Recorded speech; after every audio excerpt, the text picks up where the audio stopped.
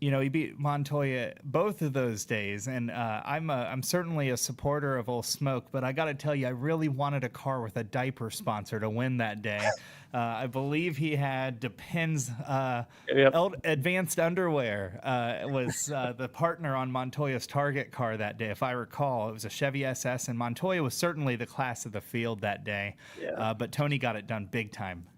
That was a fun one. Yeah. I mean, the amount of Target sponsors, like the co-sponsors that he had, that's fun days. Juan was tough. I thought that this track here really complements that of the multi-discipline driver, Tony Stewart, Juan Montoya, of course. Martin Truex seems to be able to drive anything. What do you think it is about Dover that it doesn't typically complement the mile and a half or even the flat tracks, the mild racer?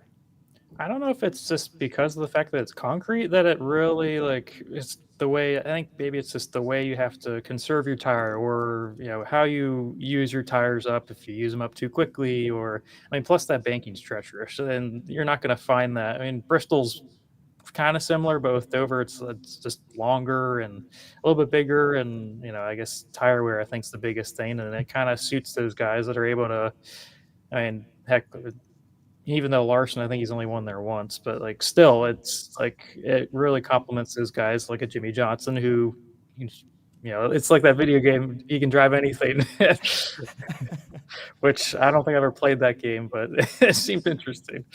My favorite car on Jimmy Johnson's I Can Drive Anything was definitely the Commode, but we'll talk about that another time. It's a shitty story. So we've turned to 5-year-old humor as we hit the mile and a half concrete banks. Kyle Larson, Juan Montoya, Tony Stewart. We're saying a lot of great names. But frankly, the underdog could get it done. Clint Boyer, Martin Truex Jr. in the 2000s, they did some really cool things. Kurt Busch and Ryan Newman did it. These are not underdogs in the grand sense. These are championship caliber drivers, but these are the A minus, B plus drivers that have had that success. So definitely a broad range. Now, folks that know me, I pride myself in putting a new graphic for every damn thing we talk about. You're just going to have to sit on the Dover logo for a minute, okay?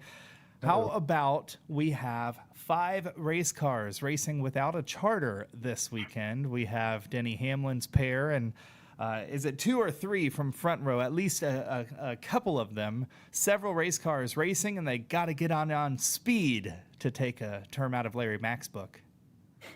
Ah, man, you could go on a tangent about all of that stuff. And I'm not someone like when I see legal stuff on like Twitter or something, I'm like, oh, I don't know, but you can't help but just be. It's fascinating because it's this weird crossroads that I feel like we've all kind of felt was going to happen, like with NASCAR and this whole charter system. It's I understand, and I don't know the logistics of, and I don't really remember logistics of why Front Row and 2311 decided to not sign the charter agreement,